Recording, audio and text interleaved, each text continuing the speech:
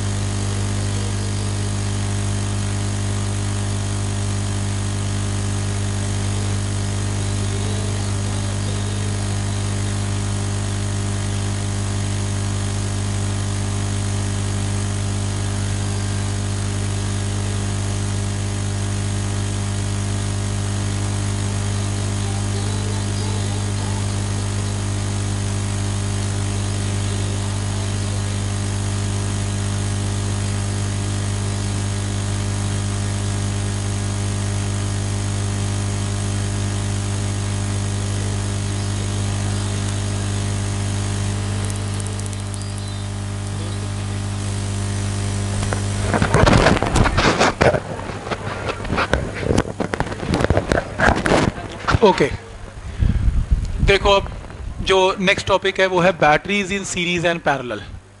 Batteries series and parallel के अंदर कई क्वेश्चन आपने देखे होंगे जिसमें बैटरीज 2, 3, 4 इकट्ठी लगी हो सीरीज में या कभी कभी पैरेलल में। नहीं देखे तो भी देख लोगे, देखने को मिलेंगे। तो 4-4 बैटरीज लगी होंगी, 5-5 लगी होंगी, कौन करेगा सॉल्व 5-5 बैटरीज। तो पहले एक काम करेंगे, उन 5 बैटरीज की जगह ना एक बैटरी लगाएंगे जो वो काम करे जो 5 मिलके करती हैं, ताकि हमें हमारा सर्किट थोड़ा नीट एंड क्लीन आसान दिखे और एक ही बैटरी वाला सर्किट बना लेंगे। फिर क्वेश्चन करना हमारे लिए इजी हो जाएगा। लेकिन वो करेंगे कैसे, उसके लिए शॉर्टकट है। तो ये जो शीट है, मुझे लगता नहीं कि एनसीईआरटी में इसके प्रूफ आएंगे। आपको एंड का शॉर्टकट पता होना चाहिए, बस वही सफिशिएंट है। तो मैं कैसे स्टेप्स करूँगा मुझे लगता नहीं रिक्वायर्ड है वो, पर एंड में जो मैं कहूँगा पॉइंट टू रिमेंबर बस वो नोट कर लेना, राइट।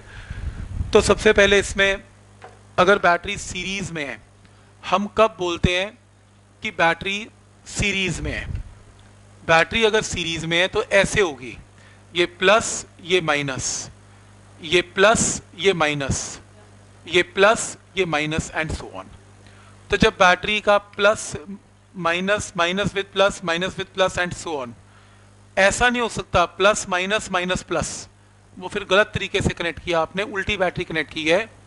अगर आपको सिंपल सीरीज कनेक्शन गिवन है तो आप इन बैटरीज को ऐसे ही कनेक्ट करो जैसे मैंने शो किया, प्लस माइनस, सीक्वेंस नहीं खराब करना। तो ये बैटरी सीरीज में मानी जाएंगी। क्लियर है। तो जैसे कि ये 2 बैटरीज हैं, प्लस माइनस बिल्कुल सही तरीके से कनेक्टेड है। तो 2 बैटरीज मान लो सीरीज में है। पहली बैटरी की ईएमएफ E1 है, दूसरी की E2 है, इंटरनल रेजिस्टेंस R1 है, इंटरनल रेजिस्टेंस R2 है। और मान लो इस बैटरी ने I करंट निकाला तो इसको वापस मिलेगा भी कितना, I। तो लगाओ यहाँ एरो, I इस तरफ I लगाओ, I बैटरी का रूल है, I गया तो यहाँ पर भी I एंटर करेगा। फिर यहाँ से I गया, यहाँ कितना एंटर कर रहा है I, तो इस बैटरी का क्या रूल है, जितना इसमें एंटर कर रहा है उतना ही बाहर निकलेगा, तो I सही बन गया। इसका मतलब सीरीज में करंट की वैल्यू सभी बैटरीज एंड रजिस्टर में क्या रहेगी, सेम। तो सीरीज में करंट स्प्लिट नहीं होगा, हर बैटरी में हर रजिस्टर में I ही रहेगा। पॉइंट समझ में आ गया, क्लियर है पहला स्टेप।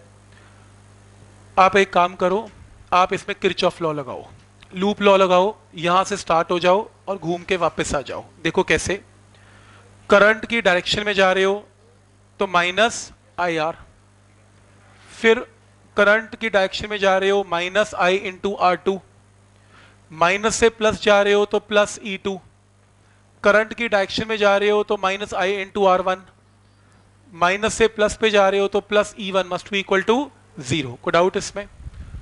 तो आपने लूप घुमाया और नेट ईएमएफ क्या आ गई, 0। यहां से I वाली टर्म्स एक तरफ, बाकी टर्म्स एक तरफ, माइनस से ये एडजस्ट करो, ये प्लस हो गया, ये माइनस कट गया, तो I की वैल्यू आ गई।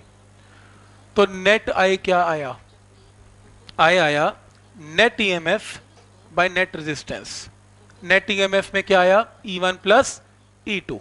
इसका मतलब अगर 2 बैटरी सीरीज में कनेक्टेड है तो सीधा शॉर्टकट लगाएंगे, किरचॉफ लॉ नहीं लगाएंगे। क्या लगाएंगे, टोटल ईएमएफ को क्या लिख लेंगे, E1 प्लस E2। ऐसी अगर 4 बैटरीज कनेक्टेड होती तो सीधा बोलो total E1 plus E2 plus E3 plus E4। तो टोटल ईएमएफ में क्या करना होता है, सीरीज में ईएमएफ को ऐड कर दो। क्या है, पॉइंट क्लियर है। Divided by total resistance, total resistance में सम ऑफ एक्सटर्नल एंड इंटरनल, और वैसे भी 2 batteries R1 R2 internal resistance है, इन दोनों को ऐड करेंगे तो क्या आएगा, R1 प्लस R2। तो मैं ये बताना चाहता हूं इस क्वेश्चन में कि सपोज करो आपको 2 बैटरीज गिवन है, ठीक। प्रैक्टिकली देखो मैं ये समझा रहा हूं कि सपोज करो आपको 2 बैटरीज गिवन है, एक की ईएमएफ की वैल्यू सपोज 10 वोल्ट है और एक की EMF let us suppose E2 is equal to 15 volt given है, और इसकी रेजिस्टेंस R1 1 ओम है, इसकी इंटरनल रेजिस्टेंस R2 3 ओम है, और फर्दर ये कैपिटल R के साथ कनेक्टेड है जो कि 10 ओम है। कोई डाउट इसमें, पॉइंट समझ में आ रहा है यहां तक।